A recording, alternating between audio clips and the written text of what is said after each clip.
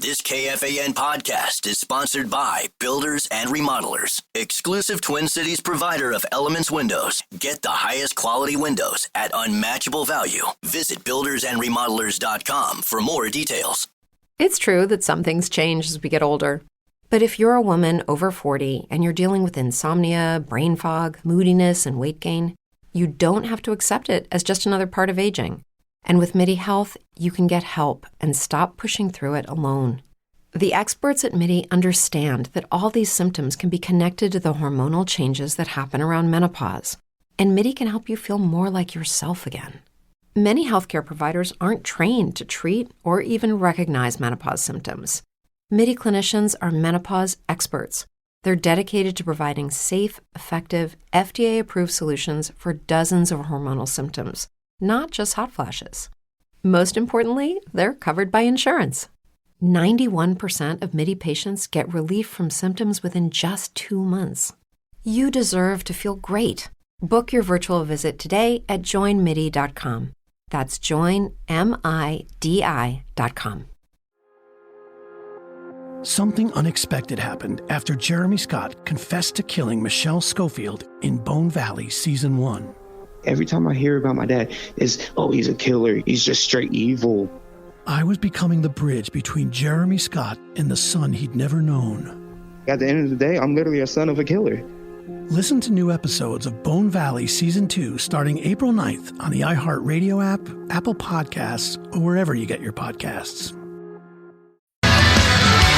Welcome into 651 Carpets Plus Studio is mobile today. Gaardsy in for Barreiro. I am in San Antonio for Westwood One Final Four Radio Row, our usual trip to the men's Final Four. It's in San Antonio this year, so that's where I am along the Riverwalk. I had major FOMO last night that I wasn't in what I usually call, very sarcastically, the greatest host city in the world. Just asked them Indianapolis, because that's where the Gopher women's basketball team was knocking off Belmont 75-63 at Hinkle Fieldhouse to win the WBIT, to win their 25th game of the season, and to win their first postseason championship. I had major FOMO last night, and the woman in charge of it all, head coach Dan Plitzuweit, joins me now in the Connecticut Water Systems hotline. I had serious FOMO last night, Coach. Thank you for joining me today, and thank you for helping us lead off the show. Congratulations. No, we missed you last night, Gaardsy. That wasn't the same without you. I appreciate But somehow we found a way anyway. Yeah, I know. That's another bit of adversity we had to overcome. Yeah, I know. I'm integral to your success. There's no question about that, obviously. Correct. But it was fun to watch. Obviously, you guys really controlled that thing from pretty much start to finish. You got off to a great start and really sustained it throughout there. Belmont obviously made a little bit of a run late, but I never felt like you were in much trouble to finish the thing off. So you said something after the semis against Florida that I found interesting that I want to follow up on. You talked about you felt like right now through this WBIT run you've played as well as you've played all season, maybe going back to the first 6 or 7 games of the year when you were at full strength. So expound on that a little bit more and how you were really playing well these last couple of weeks. Well, I was asked a question in media, do you feel like you're playing your best basketball of the season? I said yes, with an asterisk. When we were healthy, I thought we were playing and trying to figure some things out.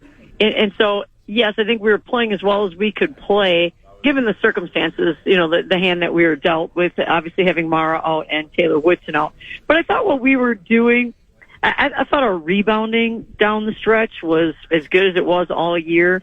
I thought our ability, we were making good decisions, penetrating and kicking. We were getting better looking threes or arc shots, but we were also knocking them in, so that really helped. But I thought I thought in the Belmont game we defended at an incredibly high level. Now, I think they banked in 4 or 5 arc shots during the course of that game. And I was like, this is tough. Those are tough breaks. I mean, those are pretty well contested shots, and then they turned us over a couple times down the stretch. And again, I was actually talking to my college basketball coach, and he was like, what was that defense? I was like, they're running at someone, and they kind of put in one person in the zone, and, finally at the end we figured it out, spaced it, flashed someone in there, but don't try to screen anymore at that point in time, because that wasn't a man and it wasn't really a true zone. So, seeing at the end of the season for the first time, I thought our young ladies adjusted and did a good job and capitalized and finished it out. we've talked a lot. You and I have talked a lot about the injuries. This audience might not be as familiar with them and I know you've been on the fan here. I think this is the third time in about 10 days, which is a record, I think, for any coach, but it's because you keep winning and obviously won the title. But why was this year so different from a year ago with just being able to sustain something through the injuries and really improve through the injuries? Obviously, you want Mara and Taylor back.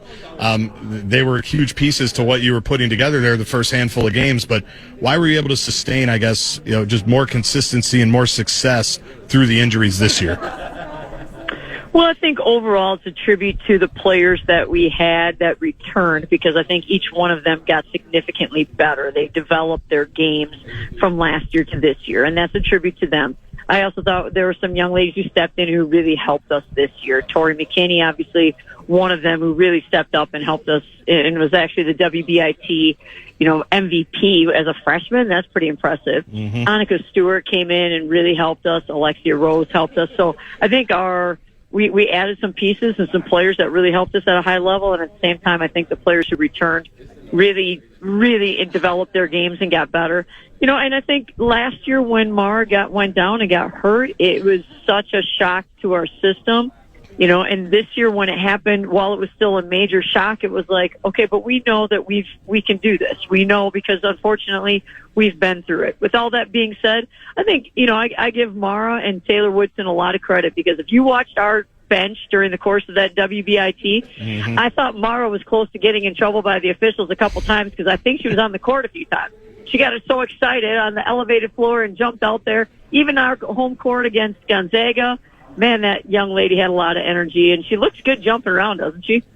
She looks ready to go. Yeah, she looks ready to go. I'm curious, at what point of the season did you guys figure that, let's be smart about this thing, let's not rush her back, let's hope that she comes back next season with that full year of eligibility intact, and as much as it hurts to lose her for a second straight season, let's make sure we're doing this the right way? About what point of the injury and season do you guys think you kind of settled in on that? Well, I think it certainly was never our decision. It was a medical decision, because there was no chance that we were going to try to bring her back before she was completely healed. And I think that was probably the fact that we probably knew midway through, maybe end of February, that it was probably not going to be at a spot where she was fully healed and back practicing and playing. And then that's just being fully healed. And then you want to be back practicing and full go for a while and playing well. And so, I think just our medical staff has been incredibly protective and careful, and we need to. I mean, we need that young lady at full strength, and the likelihood of it happening a second time is so slim, but it happened, unfortunately for her more than anyone else, and then unfortunately for the rest of her team, but really unfortunately for her. And so we've got to make sure that she gets back to 100% healthy in that zone. Head coach Dawn Plitzuweit, Gopher women's basketball, joining me on the fan. Gaardsy in for Barreiro today. I'm in San Antonio. Westwood One's coverage of the Final Four. I'm on Radio Row. You're 12 or 13, somewhere in there, that I'm down here in San Antonio. We're talking about the Gophers' WBIT championship win last night against Belmont, 75-63. You've talked a lot, Coach, about momentum the last couple of weeks. You guys clearly have it at the moment. The program, from last year to this year, different postseason tournaments, moving up a level. You obviously want to be in March Madness next year. I'm curious now, how do you capture the momentum that you have and really start this offseason with the momentum, behind your back here as you move forward? Well, I think there are two things, Gaardsy. One, one of my favorite movies growing up was the Ferris Bueller movie, and in that movie, he makes a comment at one point in time. He says, life moves pretty fast. If you don't stop and look around, sometimes you can miss it. And what I think is really important for our young ladies is that they had a moment during that WBIT championship celebration to enjoy that moment. And I think this year was certainly different for us because we were in a spot last year in the WNIT where we were competing, but our travel, as you know, was so daunting. You go out to Wyoming, you fly into Colorado, you drive to Wyoming, you play the game, you drive back to the airport, you're back at midnight, you're up at 4 a.m, you're flying to Alabama or Atlanta at that point in time. You fly in, you get there, you bus to Troy, and at that point in time, you get to the gym and you watch film and you practice, and then you play the next day, and as soon as that game's over, you're busing back to Atlanta, and then you're flying to St. Louis, and then you get there and your hotel's not quite ready, so you're kind of hanging out for a little while, and then you watch the film, and then you practice, and then you play. That was exhausting. And I thought by the time we got to the championship game, our players looked, we couldn't function because we couldn't think because we were so tired. But to our young ladies' credit, they battled, but it didn't go our way. I felt like we were in a totally different position this year with traveling to Toledo, staying on the road for the Missouri State game, coming back home, playing against Gonzaga, great crowd, great win, overtime victory, chartering then to Indiana and being there for 2 games. It was just a very different feel for our young ladies. But the Ferris Bueller quote I think is important because first and foremost, I want our young ladies to enjoy the moment. And I thought they were able to do that. Now capitalizing on it, now it's a matter of talent retention and talent acquisition. And That's the next mode that we get into at this point in time. And it starts immediately. Yeah, that's where I wanted to go next, coincidentally enough, because I've been here on Radio Row since about 8:30 this morning, probably talked to a half a dozen coaches at various levels, going to talk to a Division II coach next segment, Matt Margenthaler from Minnesota State Mankato. And in between questions, I swear, Coach, they're looking at their phone to see if there's a kid that just went into the portal on one side or the other, if they're leaving or if they're coming or if it's somebody that they might be interested in. Is that the craziness now that you jump into? First of all, with retaining your own players, and I saw Tori McKinney put out a post that she's coming back. That's the way of the world now, right? That when we were in college, you never really needed to announce that. That's how it goes now, though. Those are the days that we're in. Right. So how crazy is it for you guys right now? And I know some members of your staff have been dealing with the portal since last Monday. So what's that whole process like now moving forward? Well, there's a consistency. It's like speed dating in some way when you're getting to know new players.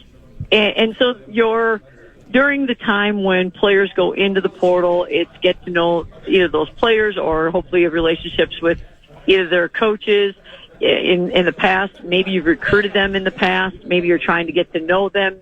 Maybe you're all those different things. And so there's something about getting to know people, and hopefully, and this is what I love about our staff.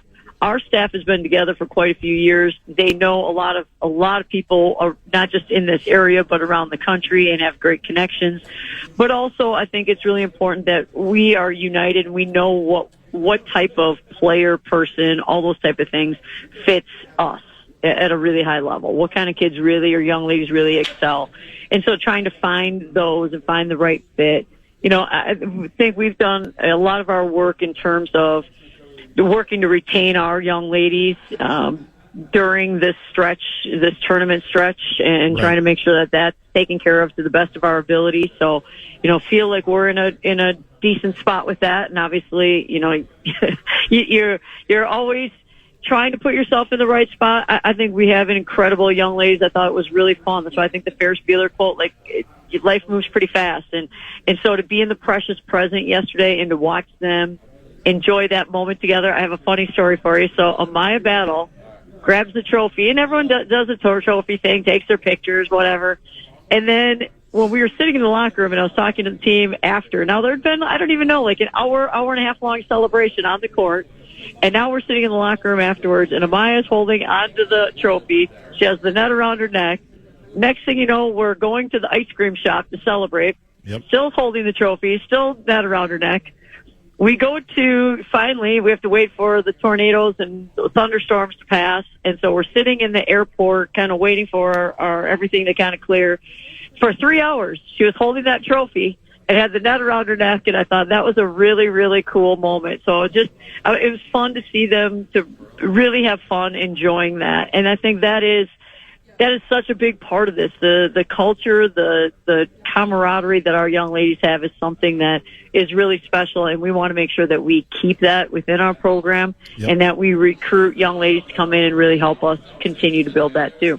Last thing for head coach Don Plitzuweit, the Gophers beat Belmont last night in the WBIT Championship. Hinkle Fieldhouse in Indy, 75-63. Talking about, and we've talked about this on the pregame shows. I know you've talked about this with Dan, I think, last week, but just with Dinkytown athletes, with the collective, and I'd even say, Coach, with just season tickets and the support, they're $150 for the season at Williams Arena, and I know they're on sale now.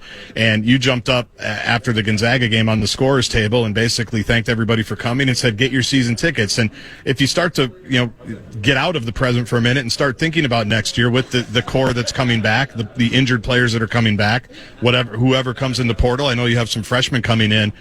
Next season could be pretty special, and the next step in you guys building this whole thing. And I know you haven't missed an opportunity, and I like this about you, to remind people that they can have an impact on it, whether it's with Dinkytown athletes or just an impact of being in the barn next season at a really family-friendly price. My kids love to come there as much as they possibly can, and hate when we play on school nights and can't. But it's a fun group to watch. I hated that I wasn't there in Indy, quite frankly.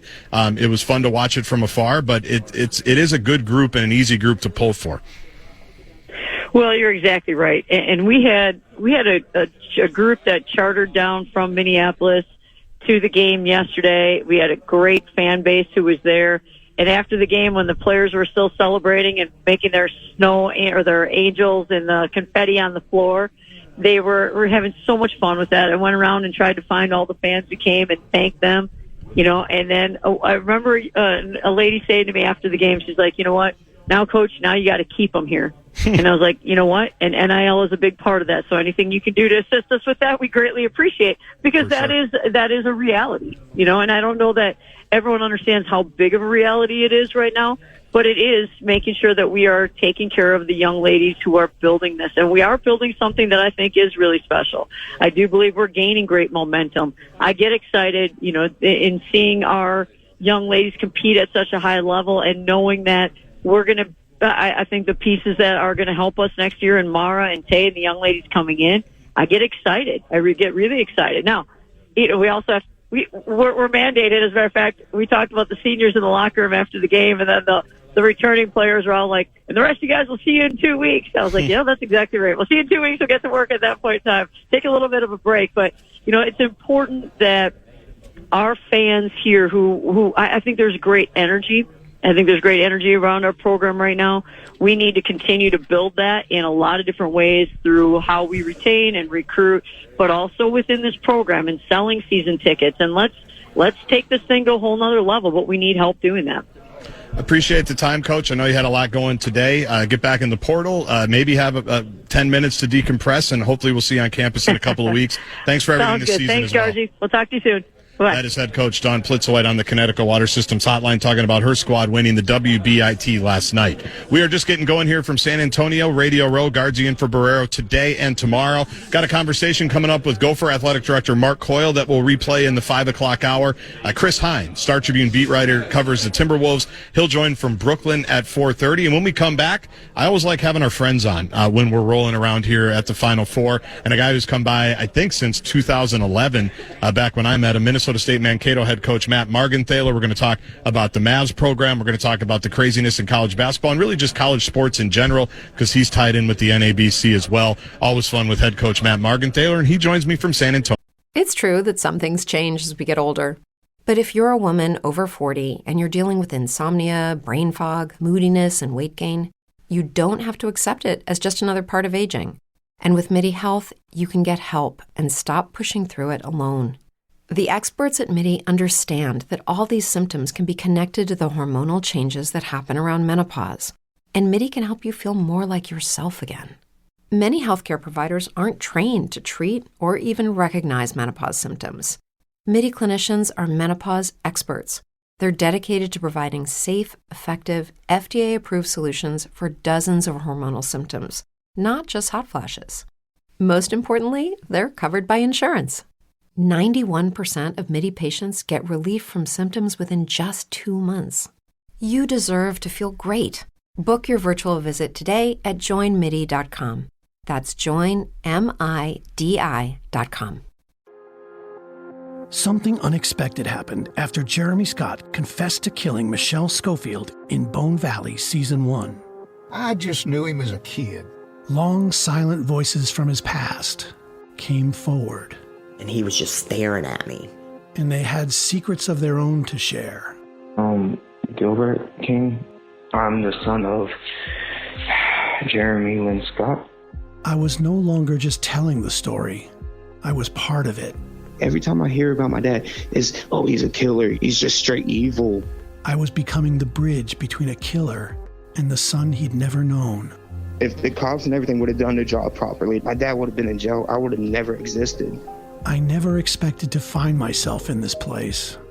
Now, I need to tell you how I got here. At the end of the day, I'm literally a son of a killer. Bone Valley, Season 2. Jeremy. Jeremy, I want to tell you something. Listen to new episodes of Bone Valley Season 2 starting April 9th on the iHeartRadio app, Apple Podcasts, or wherever you get your podcasts. And to hear the entire new season ad-free with exclusive content starting April 9th, subscribe to Lava for Good Plus on Apple Podcasts. Neo next. Get ready for a night of high-octane country rock. Brantley Gilbert is bringing his electrifying show to Ledge Amphitheater Friday, May 9th. Don't miss out on the action. Get full details and get your tickets now. KFAN.com, keyword calendar.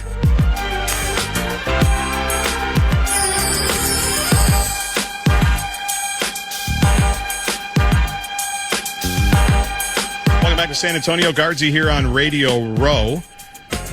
Year 12 or 13. It was year 2 where we met our next guest. 2011, Houston, the Minnesota State Mavericks advanced to the Elite Eight in the Division II basketball tournament. We had him on the phone. I think we had him stop by. His kids were little then. We're just talking about grandkids being born now. He's Matt Margenthaler from Minnesota State Mankato. How are you, Coach? Great. It's great to be here. I should turn your mic on. Yeah, there we think? go. Now I can hear myself even. There you go. I'm doing great, guys. Thanks for having me, and it's always fun seeing you, man. Yeah, this is my favorite part, is coming down here and talking with friends like you and guys we've had on forever. And we've got Mark Coyle coming up at 5:30. We've got Chris Hine coming up at 4:30. Last year at this time, we were talking about your national championship, your first D2 national championship. Unbelievable game-winning shot, crazy, played the highlight the whole bit. I'm curious, what's it like being a defending champ and going through the gauntlet of the Northern Sun and everything that comes with that? There's always been a target on your back. You've been a good program the entire time you've been there, but things are different when you're the champ. How was it? You know, it was from the day that we won the championship all the way to the first day of school. It was unbelievable. It was awesome. The things we got to do. And your women's program won it too. And they did. They won on Friday. Yep. We won on Saturday. So, you know, with Mankato is the basketball capital of the world right there. Those weekends. But, you know, we got to throw out the first pitch at the Twins game. We got to go to Governor Walz's home, and both teams were there. And we celebrated together as a program. And to have Minnesota State University all over the state and really all over everything for college basketball is unbelievable. We could not pay for that advertisement for our university, and our president was very happy about that. Sure. But when you get going again and get ranked number 1 in the nation, starting the year in the best region and the best conference in the nation for Division II basketball, there was a lot of expectations, and I think some were realistic, some weren't realistic, and we struggled out of the gates. And our schedule was so incredibly hard. We went down to Florida and played in a exempt tournament game and ended up playing Florida Southern, who's unbelievable, at Florida Southern. Then we ended up playing North Georgia, who's a top 5 team, and then you go to the crossover in Kansas City, and whoever did that schedule was absolutely an idiot, which was me. I put ourselves in a really bad spot to start, and I think that after Christmas we started playing well, and we still won our 20 games, and we still had an opportunity to win a conference championship in the last weekend of the season. Just the ball that went in last year and the breaks that we got last year, we didn't have those this year, and we didn't make them either. And I think that was a big deal.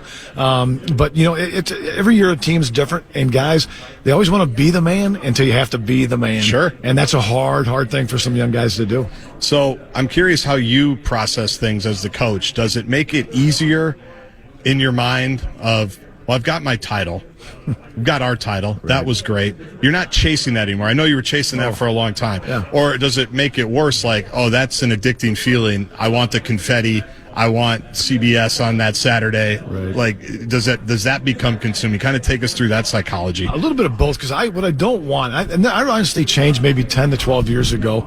I don't want basketball to define me. I don't want championships to define me. That's very healthy. It is healthy. And too adjusted. And I mean, I wasn't that way.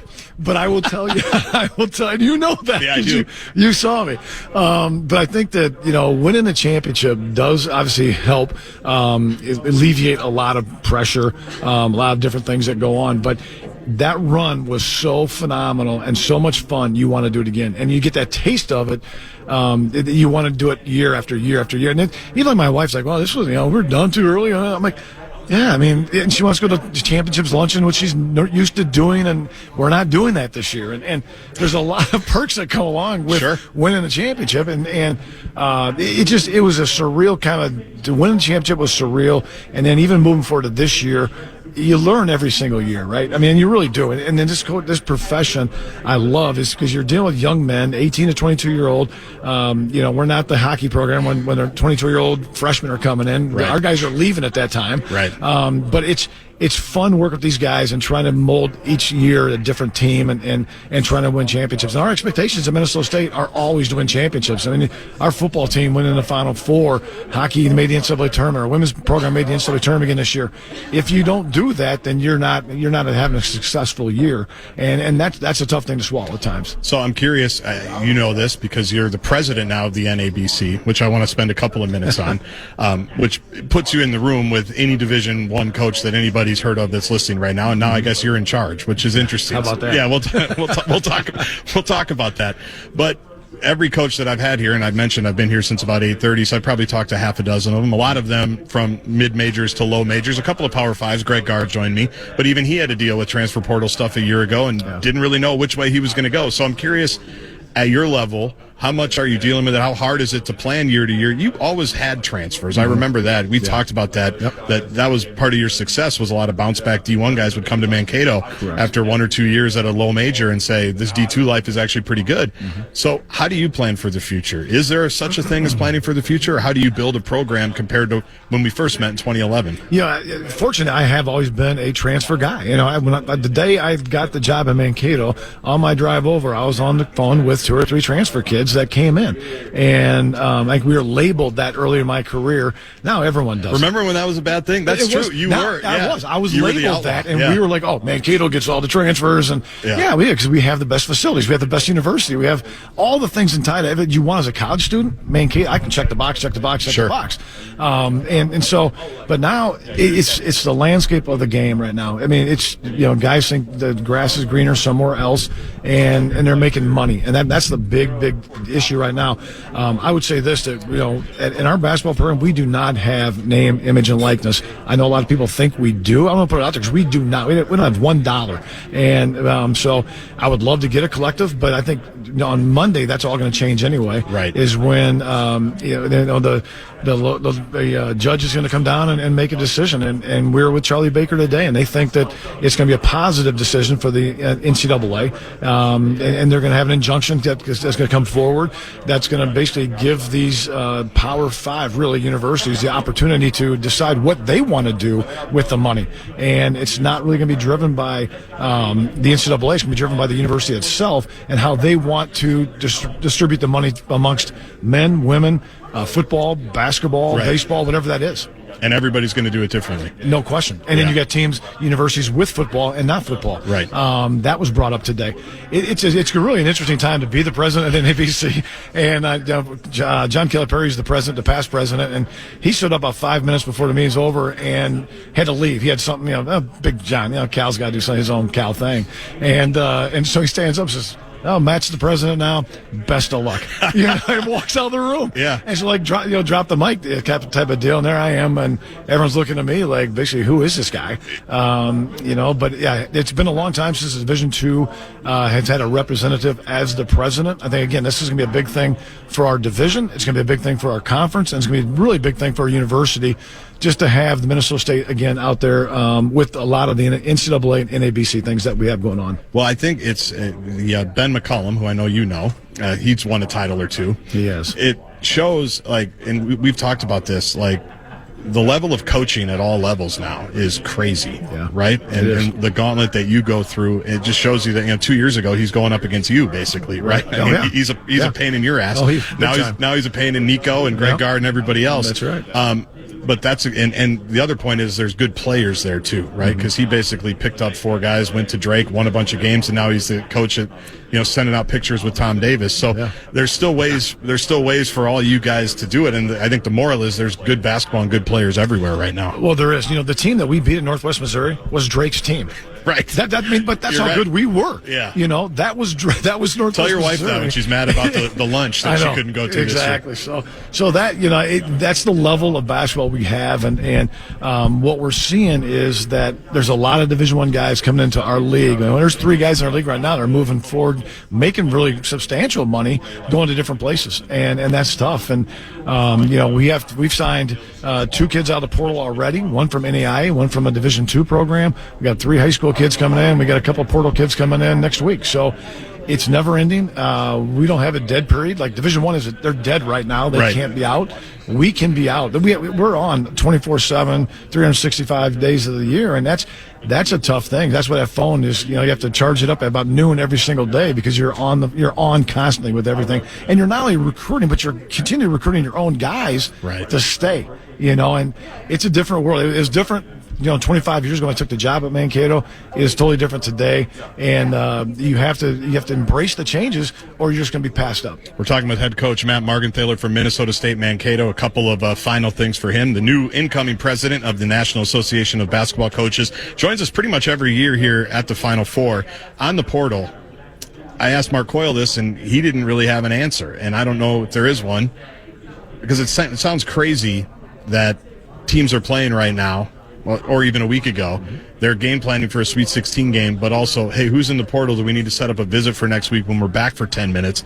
Is there a right answer for when the portal should be open? You just mentioned for you it's never closed, essentially. Is there a right answer for this moving forward? That was brought up today. I figured. It was definitely brought up because you have the Scottie Pippen's kid at Michigan. Yeah. They're still playing, and he jumps in the portal.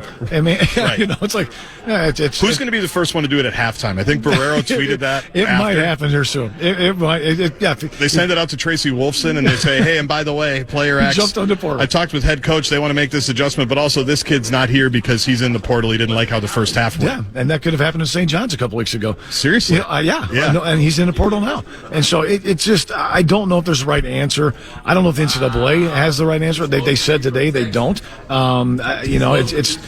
These guys that are playing right now, they're on the portal and they're searching it every single day, and they have to do the Zoom calls right now. And that's what makes it tough. Even like last year when we went so long into the season, the last day we could possibly play, we played that championship game. Right. We missed 3 or 4 weekends of bringing in recruits. That's tough. And I've never had to deal with that before. And now you figure out how you go through the whole process. And it's a difficult to basically go through, but you figure it out along the way, and again, makes everybody better at the end. So you mentioned the House settlement that's coming, the revenue sharing, what teams are going to do. The collectives aren't going away, as we know. And that's the other thing that a lot of coaches have had opinions on, that we think we're doing this clearinghouse. Is that really going to work? You'll hear Mark Coyle at 5:30 say, well, we got to try something. We got to try stuff, and if it doesn't work, we can change it. It doesn't have to be the Titanic of glacially moving away from the iceberg. We can. If the last 5 years have taught us anything, we can change anything we want in college sports, right? Yeah. And then figure out what's going on after. Is there a way? Will the transparency piece work? Will it just encourage programs to cheat again? As cynical as that sounds, but that's what some coaches have said here recently. Right. Well, I would tell you that Shaka Smart, Mark Few, Matt Painter, and Frank Martin all were sitting next to me and we're talking. They said, no way in hell this is going to work. That is, I'm probably not supposed to say that, but that is exactly what they had said after Charlie Baker left and the NCAA came in. And I just think that, they're really worried about the third party entity in this whole deal. Right. And how do you get away from that third party entity no one has the right answer. No one. And, I think it's the $1 million question that, the train's kind of left the station on this whole, transfer issue, on the whole paying players. Because let's be honest, is it really name, image, and likeness? No. It's not. We're paying players to play college basketball. They are professionals. Right. And so let's just name it what it is. If it's collective bargaining or whatever you want to call it whatever you want to call it, but it's not name, image, and likeness. What else do you guys talk about today? I can't go any farther. I get fired up when I'm with you, Gaardsy. That's why you're here. It's just like, that was a major issue. Because that's everything, right? Because it is everything, and really, what it comes down to the finances, and is it sustainable to continue to pay these players? And the reason these guys leave because they can get more money somewhere else, and it's a never-ending cycle that really no one has an answer for. And I think there's those big-time names that I talked about. I mean, Mark Few has been to this Capitol and with the legislation and talked about this stuff, and he's been in front of the Senate and the congressmen, all that, but there's just no changes and nothing happens. And we know, we get politics involved, and it really drags things out a little bit longer, and that's kind of where we're at right now. All right, last couple of minutes. With all of that said, 25 years, like you say, when you get between the lines, though, is it still basketball? Are you guys able to? Is everybody? It seems like it, because you look at the old heads that are still running around here. Because a couple years ago it was all the old guys are getting out. They don't want to deal with it anymore. Well, Izzo was coaching Michigan State when I was in 8th grade. Right. And I'm not I'm not a young man anymore. No. I think actually 7th grade was his first year. 8th grade might have been his second. So I'm a middle schooler, coach. You're not recruiting me, unfortunately. Unfortunately for me, because I wouldn't have transferred. I would have stayed 4 years in Mankato had you just given me the offer. But it seemed like Bruce Pearl, old Kelvin Sampson. Are we going to say he's new school? Now he's highly funded. Houston's got some money, but it seems like there's still a place for, because the whole thing was this is going to ruin everything. It's going to ruin basketball. It obviously hasn't, right? I mean, you're still here. No. You still enjoy it. It's different, of course. It's not the same. We know the coaches more than we know the players, which is different from how I grew up. But there's still a place for it, I think, for the basketball. There is, but let's be honest. When you talk about the old heads, those old heads are getting paid. They're getting paid, and they have a damn good lifestyle. That's true. They're getting paid, but they could walk away and still have a damn good lifestyle. But they could. Yeah. How many more millions do you need? You're gonna tell me like Calipari and they love this, man. Oh yeah. This is their life. There's guys that live for it. Correct. Yes. This is what it's all about for them. Yeah. And then they have like 14 coaches on staff. So I mean, it's like you look at a Division I, good point. Power 5. I mean, well, you have to look down. You're really taking the romance off. Where I was trying are to be the players romantic. at? Where you see them on the bench. You see a bunch of suits or the quarter zip guys. Yeah. I mean, it's just it's a different deal. But yes, when we play the games, I love practice still. I think that's the thing about coaching. I love practice. I love meeting individually with my guys. I love hanging out with my guys. Those types of things I love. The recruiting aspects and all that other stuff. I could take it or leave right now. But I think that if you find a place that your administration cares about you and they support you and you have an opportunity to win championships, which that's one thing that I can tell any recruit. You come to Minnesota State, you're going to have an opportunity to play an NCAA tournament. You're going to have an opportunity to win a national championship, and not lie to you about that. And a lot of low-level Division I's aren't going to be able to do that. Right. Come to Mankato. Let's get it done together. Then I'll help you find somewhere else. Last thing, I'll give you the opportunity to stump for it because somebody did for John Tower to Nico Medved. Hey, will you play St. Thomas? I imagine they're probably going to at some point. I think John Tower's coming by here tomorrow. I'm sure he'd welcome the opportunity. Yep. Yeah, everybody loves John Tower. Guy. Yep. It's been around forever.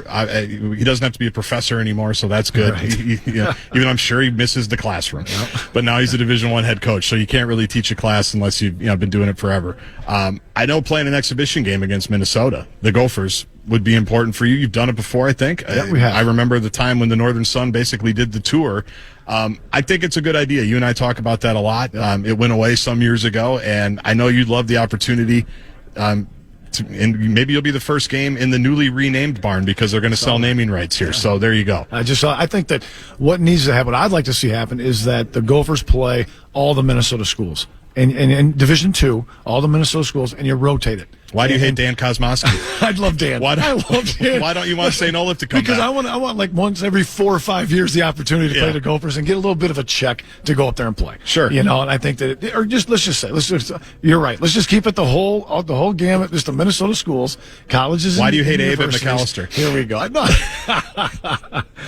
And so, but I think that those are the only two I know. So I'm done. Back in the days when I first got the job here, when Munson was here and Tubby, that's what they did. They had a rotation for I knew knew every 4 years I was going to have an opportunity to play the golfers, and you can use that in recruiting, and the money stays within the state. I like that. Then when your guy Richard came into town, which was your guy. He's still my guy. I know he is. Yeah. He came in town, and he changed things up. And I'll never forget meeting him at Chancaska Winery in Mankato there. Yeah. And he had a few choice words for me and about playing, and I was like, man, I guess we're not going to play the golfers for a while. Well, he gave you the answer. I mean, he told you the truth. 100%. Yeah. 100%. There's a lot of transparency in that conversation.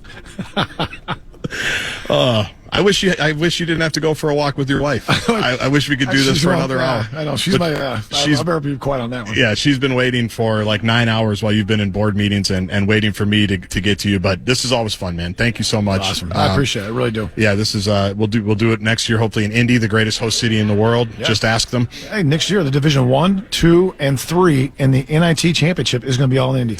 That's a great idea, too. It's unbelievable. It should be done every year. They've done it sporadically, One right? time. Yeah. They did it one time in Atlanta. Atlanta, right? Atlanta. Yep. I don't know why they wouldn't do that, because the crowds are baked in. Everything's there. Of course, it's money. It's all about the dollars. I suppose. Yep. I miss the old days. I'm too much of a romantic for the old days, but I know. That's all right. Continued success. Great to see you, and enjoy San Antonio, Mr. President. Thank you very much. That's Matt Margenthaler from Minnesota State Mankato. We'll pivot out of basketball talk. We've got Chris Hine to talk Wolves about 45 minutes from now. Athletic Director Mark Coyle joins me at 5:30. Twins, home opener today. I'm told it's freezing cold, so I'm curious how all of that's going to go, and we'll talk about a couple of baseball things that caught my eye as I was traveling around the country the last few weeks. Gaardsy in for Barreiro. We're at the Final Four in San Antonio. It's true that some things change as we get older. But if you're a woman over 40 and you're dealing with insomnia, brain fog, moodiness, and weight gain, you don't have to accept it as just another part of aging. And with MIDI Health, you can get help and stop pushing through it alone. The experts at MIDI understand that all these symptoms can be connected to the hormonal changes that happen around menopause. And MIDI can help you feel more like yourself again. Many healthcare providers aren't trained to treat or even recognize menopause symptoms. MIDI clinicians are menopause experts. They're dedicated to providing safe, effective, FDA-approved solutions for dozens of hormonal symptoms, not just hot flashes. Most importantly, they're covered by insurance. 91% of MIDI patients get relief from symptoms within just 2 months. You deserve to feel great. Book your virtual visit today at joinmidi.com. That's joinmidi.com. Something unexpected happened after Jeremy Scott confessed to killing Michelle Schofield in Bone Valley Season 1. I just knew him as a kid. Long, silent voices from his past came forward. And he was just staring at me. And they had secrets of their own to share. Gilbert King. I'm the son of Jeremy Lynn Scott. I was no longer just telling the story. I was part of it. Every time I hear about my dad, it's, oh, he's a killer. He's just straight evil. I was becoming the bridge between a killer and the son he'd never known. If the cops and everything would have done their job properly, my dad would have been in jail. I would have never existed. I never expected to find myself in this place. Now, I need to tell you how I got here. At the end of the day, I'm literally a son of a killer. Bone Valley, Season 2. Jeremy. Jeremy, I want to tell you something. Listen to new episodes of Bone Valley Season 2 starting April 9th on the iHeartRadio app, Apple Podcasts, or wherever you get your podcasts. And to hear the entire new season ad-free with exclusive content starting April 9th, subscribe to Lava for Good Plus on Apple Podcasts. Yeah.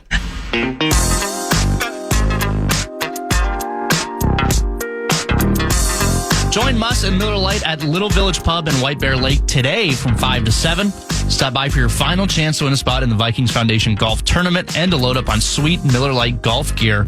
Full details now, KFAN.com, keyword golf.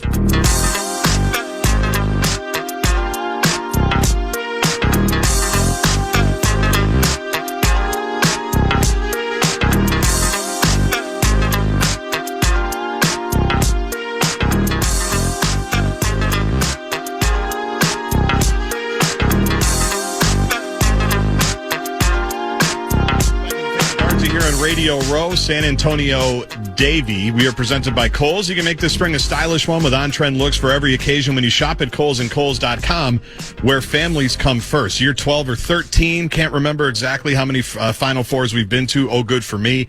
Athletic Director Mark Coyle from the Gophers is going to join me at 5:30. We'll pivot away from college basketball and talk about the Wolves about 45 minutes from now when Chris Hine from the Star Tribune joins me. Maybe some talkbacks, maybe some texts. I'll be here for the next couple of days, but it is the Twins home opener today. And I woke up, Brett Blakemore, here in San Antonio after being in Florida for much of the week. Again, Lucky. Oh, good for me.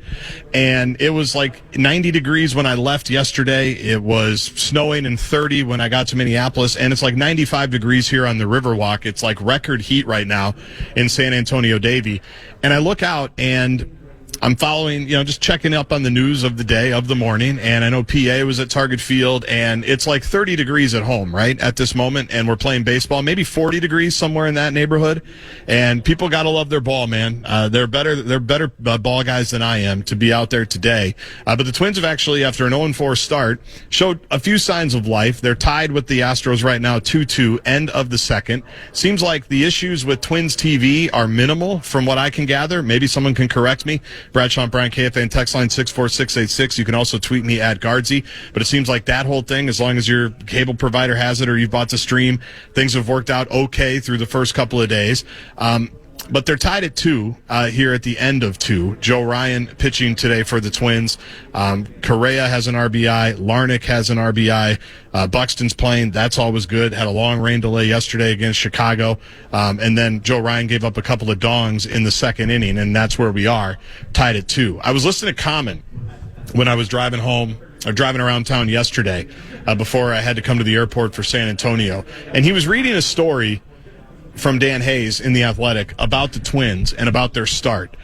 And I'm going to read parts of that story again because I'm curious if it hits anybody like it hit me.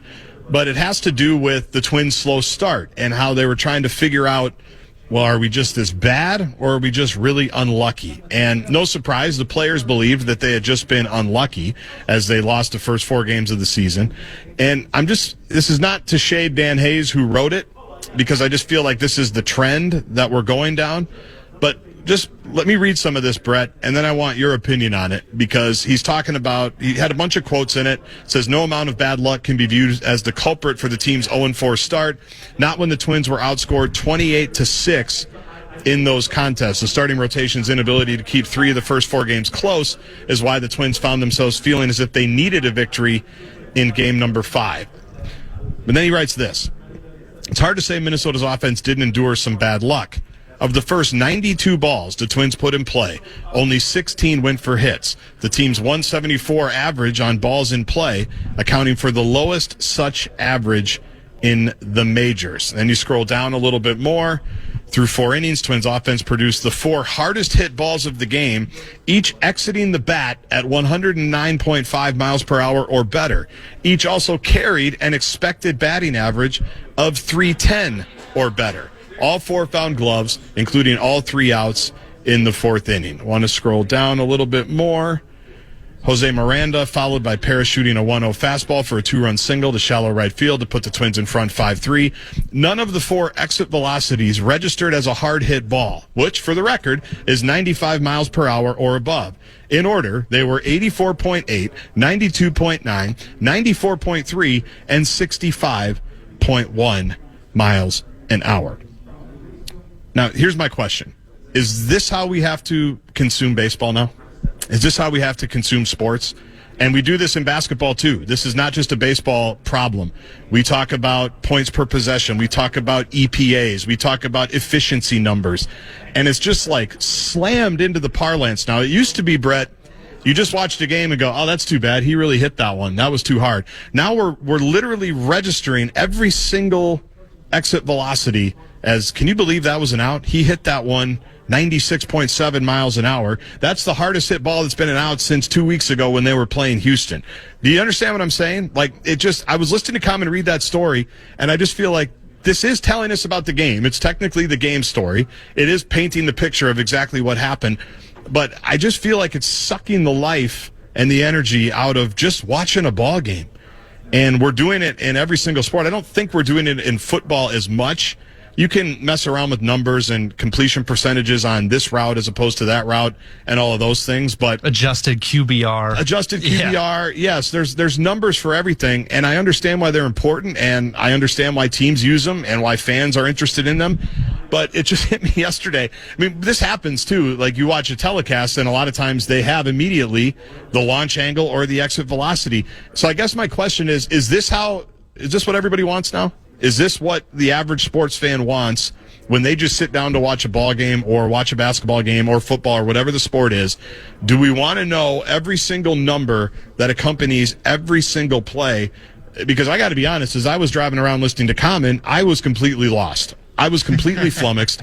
The numbers didn't make a whole lot of sense to me, and it just seemed to me it sucked just the enjoyment out of it, of just watching the game. Am I showing my old manness? Am I showing my screaming at the cloud?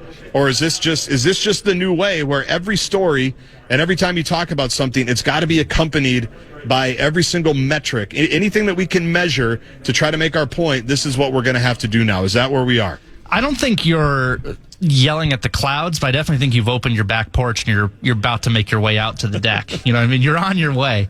I don't know. I like it personally, but I don't think it ruins the going to the ballpark and watching a game, but especially with baseball. I think you said it wasn't exclusive. I don't think it's exclusive to baseball, but I think it's way worse in baseball. Yeah. It's just all probabilities, and a lot of times you can use those to explain away bad performances or justify them, however you want to look at it. But it's a game where you get on base 3 out of 10 times and you're a career great hitter. You know what I mean? So yeah. There is some randomness to it, and an inch different on the bat may be the difference between a fly out and a base hit. You know what I mean? So it is one of those games where it lends itself to statistics and metrics. I personally like them. You know me, I would go on. What do they tell you? Well, what do they really tell you? Because my thing is, at the end of it, even what I just read, I think is a good sample size or microcosm of how baseball is in general, just how sports are in general. Sometimes you hit the ball really hard and it's an out. Sometimes you barely hit it. It's a squibber. And I think Chicago had one like right after the Twins had 4 of their hardest hit balls that were outs. They always say baseball, the law of averages wins out. Whatever you are throughout the course of your career or a season, you wake up at the end of the day or at the end of the season, and that's where you are. And included in that are a bunch of hard hit balls that were caught, and then a bunch where you probably didn't deserve a hit, but you got one. I don't know if we need to document it every single time that it happens or every single week that it happens. As just say, yeah, the Twins hit some hard balls, they were caught, and then the next inning they hit a couple that weren't hard hit at all, and they were somehow rewarded for it. I think at some point you just wake up at the end of the day and you are what you are, and this constant documentation of it. I think I'm going to get sick of it. I'll be honest. I think I'm already sick of it. I just felt like I had a headache after listening to Common read part of the story. I get it. And Joe Ryan got out of the top of the third, still 2-2, but I get it. And what was the spin rate on? Did he have any strikeouts? What was the spin rate look at the spin on the rate. fastball? I doubt it. I don't want to know if he just had a strikeout or if it was a lineout. I want to know, was a ball hit hard at somebody and Byron Buxton just caught it, or was it a lucky break? Did they get unlucky? Did Houston get unlucky? That's what I want to know. Well, I don't want to know that Joe Ryan got out of the third. I can tell you it was a 93.1 mile an hour 4-seam fastball that Yordan Alvarez popped up to be the last out. So there you go. The 0.1 miles per hour. You can't leave that out. Critical to my enjoyment of the game. Critical to my understanding about exactly what's going on at Target Field for the home opener. I think the Twins are in first place right now, too, in the AL Central, right? Isn't everybody 2-4? I'm pretty sure we're all 2-4. That is correct. So yeah, they're also in last place in the AL Central. we got a first place club at 38 degrees at Target Field. So hit the Bradshaw Bryan KFAN text line 64686. You can also tweet me at Gaardsy. Is this just what I have to get used to now? Where I know analytics they haven't just crept into the game; they've become the game. But I always felt like just in a regular covering of the game, it didn't have to come up as much. Now, this one, Athletic, we know it's a little bit different. It's a little bit more of a deep dive. You're not just doing the straight-up Associated Press type gamers. You're typically going a level lower. That one just cracked me up, man, because I can't say I love Dan Hayes. He's a great writer, but I can't say I'm gonna lose myself. My eyes are gonna start to get blurry if I've got 10 exit velocities, and he's not the only one that does it. Again, this isn't even a criticism on him. This is how it's covered, I think, now, and I'm just not sure I'm gonna make it into that next era of sabermetrics and analytics baseball. Come back, we'll pivot. We'll get back to a little bit of a Wolves discussion. They've got a game tonight in Brooklyn. Chris Hines going to join at 4:30 to talk about that. Athletic Director Mark Coyle joins as well. We might preview a couple things that he had to say or he responded to as the Gophers did make some news today as it pertains to Williams Arena. I'll give you some details on that, my thoughts on that when we return. Gaardsy from the Final Four in San Antonio on the Fan. It's true that some things change as we get older. But if you're a woman over 40 and you're dealing with insomnia, brain fog, moodiness, and weight gain, you don't have to accept it as just another part of aging. And with MIDI Health, you can get help and stop pushing through it alone. The experts at MIDI understand that all these symptoms can be connected to the hormonal changes that happen around menopause. And MIDI can help you feel more like yourself again. Many healthcare providers aren't trained to treat or even recognize menopause symptoms. MIDI clinicians are menopause experts. They're dedicated to providing safe, effective, FDA-approved solutions for dozens of hormonal symptoms, not just hot flashes. Most importantly, they're covered by insurance. 91% of MIDI patients get relief from symptoms within just 2 months. You deserve to feel great. Book your virtual visit today at joinmidi.com. That's joinmidi.com. Something unexpected happened after Jeremy Scott confessed to killing Michelle Schofield in Bone Valley Season 1. Every time I hear about my dad, it's, oh, he's a killer. He's just straight evil. I was becoming the bridge between Jeremy Scott and the son he'd never known. At the end of the day, I'm literally a son of a killer. Listen to new episodes of Bone Valley Season 2 starting April 9th on the iHeartRadio app, Apple Podcasts, or wherever you get your podcasts.